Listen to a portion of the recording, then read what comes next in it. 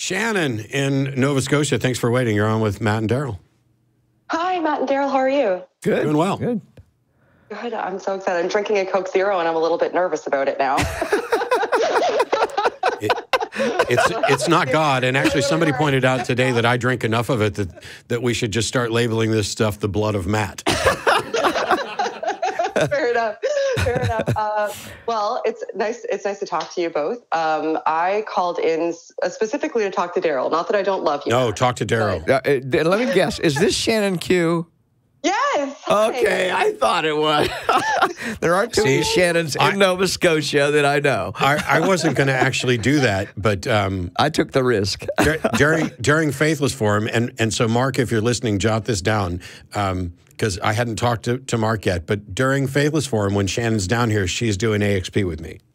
And before you even start, Shannon, I just want to, my hat is off to you, your videos on what you did an amazing job. That I recommend those videos all the time. So thank you for doing that. Oh, that means the world to me. That's actually the reason why I'm calling. You being here is a unique opportunity for me to bring up the subject of a lot of my videos, which is people talk a lot about religious harm after deconversion, but there's a growing movement and an institution that's being built that it's called biblical counseling or Christian counseling. I know. And horrible shit. Yeah.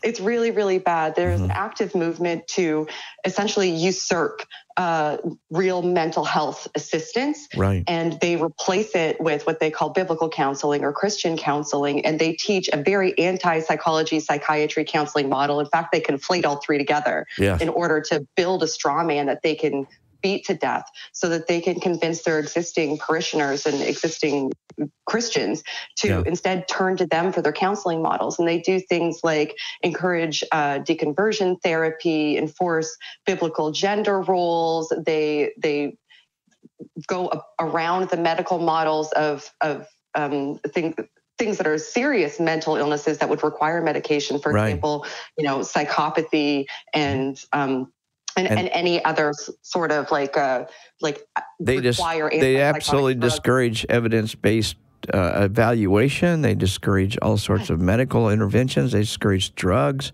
I mean, it's insidious. And your video talks about how that movement is making inroads and diverting people from getting real help into stuff that's actually going to make their depression worse, their suicidal ideation worse, their medical conditions worse.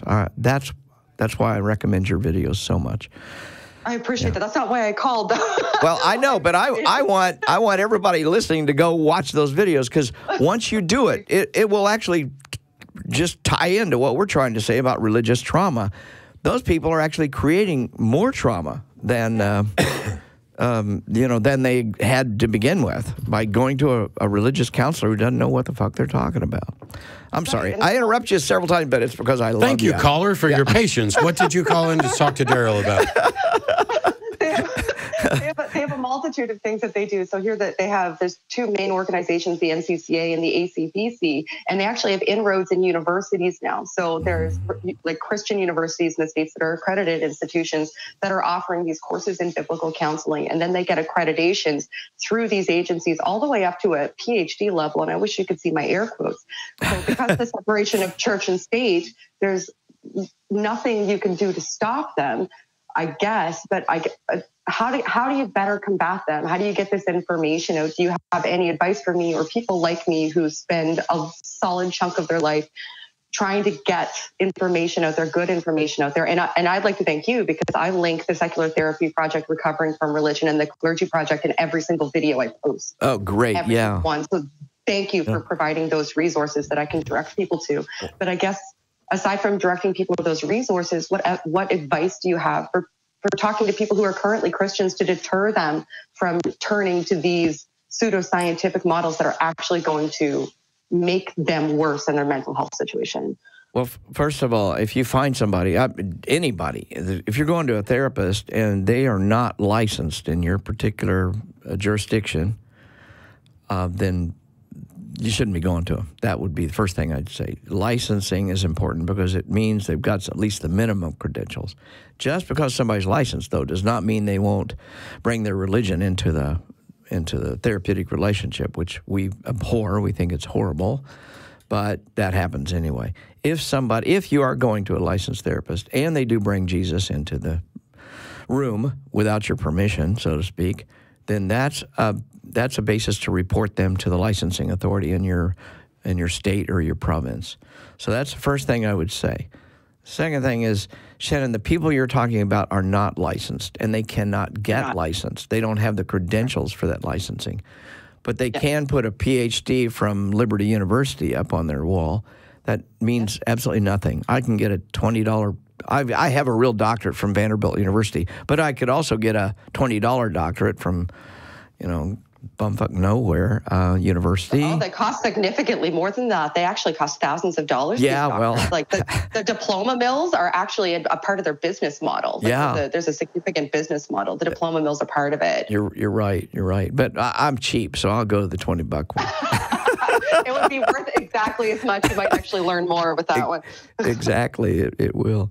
So you and I are on the same page about this. I'm concerned that these people are creating a really significant trauma. Not only that, but they are dealing with people that have sexual issues that could easily be helped with a good sex therapist. I'm also concerned that these religions. That I'm actually more concerned about therapists that are going to legitimate schools and with the purpose of getting out and bringing people back to Jesus, because they are getting licensed. And in some ways, we differ. You and I differ a little bit on that area. And to that area, we've actually brought on a new director, Dr. Travis. Just drew a blank on his name.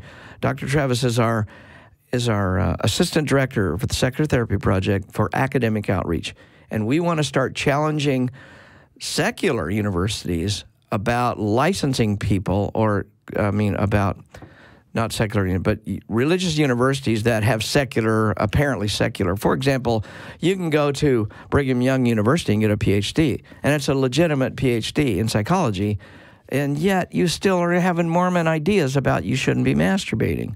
Those are the people I'm concerned about, because they have a license and they've got a hanging Brigham Young University diploma on their wall, and they're telling people you shouldn't be masturbating. Well, the American Counseling Association has ethical guidelines against that, and yet the American Counseling Association is not stopping those people and is not decertifying Brigham Young University. Why is Brigham Young producing these people, and why are we licensing those folks? I know our arguments sound similar, but can you hear the difference there? Yeah, no, I understand. So the issue is that these are like people that maybe are like looking at the biblical counseling models and saying, okay, I'm not going to go to that. I'm going to go to a legitimate counselor, but I'm going to choose one that shares my ideologies and shares my beliefs, would go to one of these counselors and essentially hit the same problem, only this person's licensed. It absolutely is. In some ways, it's in the field. It's even more insidious because they look legitimate. And according to their license standards, they are legitimate. But they're harming people. I mean, Pat Robertson University. Where do we start, Darrell? There's so much to take on. There's absolute infiltration. They're either flat out attacking the fields of psychology, psychiatry, and counseling and saying that they're illegitimate, or they're infiltrating so that they can imbue those fields with their ideologies and have ready access to vulnerable and susceptible people. And we have seen Liberty University's done that. Pat Robertson's Regents University has done that. Oral Roberts University's done that. A whole bunch of them. About 20 years ago, they made a conscious decision. We are going to start programs in psychology, marriage and family counseling, social work, so that we can put people in the field who agree with our ideology. They did this intentionally, and that's what I'm so scared about.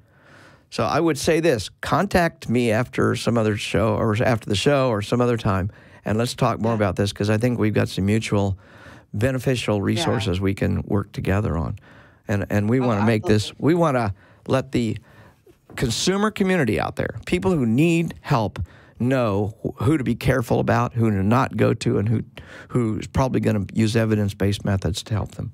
So that got us... Figuring out how to communicate why is very difficult, too, because a lot of people are so indoctrinated that they've been told that the fields are evil, that the secular therapists are all evil and worldly. It's very, very difficult to like be able to softly tell them, right, this is doing you more damage. You just may not even realize it yet because you're in such a flurry over needing to be godly and adhere to these practices that are actually causing you harm, that it's difficult to see the forest for the trees.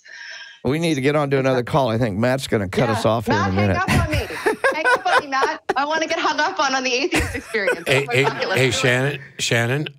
So we're looking forward to having you down here on AXP at some point. I'm going to play an audio clip for you that's on my little buzzboard here. Oh, gosh. No, you're done. Bye.